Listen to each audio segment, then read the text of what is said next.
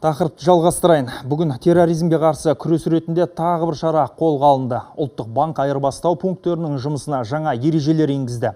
Енді 22 наурыздан 1 миллион теңгеден астам сомаға айырбастау операциясын жүргізу үшін міндетті түрде жеке басыңызды куәландыратын құжат қажет. Одан бөлек барлық айырбастау пункттері өз кассаларын валютамен толықтырып отыру үшін банктермен шарт жасауға міндетті. Есесіне мереке мен демалыс күндері пункттер валютаны сатып алу бағамдарын нарықтағы өзгерістерге орай белгілеп отыруға мүмкіндік алды. Осыған дейін ол Қазақстан қор биржасының жұмыс уақытына байланысты еді. Ұлттық банк бұл өзгерістер айырбастау пункттерінің үзіліссіз жұмысын қамтамасыз етіп, операциялардың ашықтығына мүмкіндік береді дейді.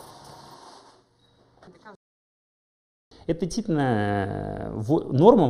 норма ақшаны жылыстатуға және терроризмді қаржыландыруға қарсы іс-қимыл ретінде енгізіліп отыр. Қарапайым адамдар үшін қорқатын ештеңе жоқ. Өйткені өзгерістер көбіне үлкен сомаларға қатысты. Қазірдің өзінде банктер $1000-дан асатын операцияларға байланысты жеке куәлік талап ететінін бәріміз білеміз. Сондықтан барлық жұмыс ешқандай дүрбелеңсіз жүріп жатыр.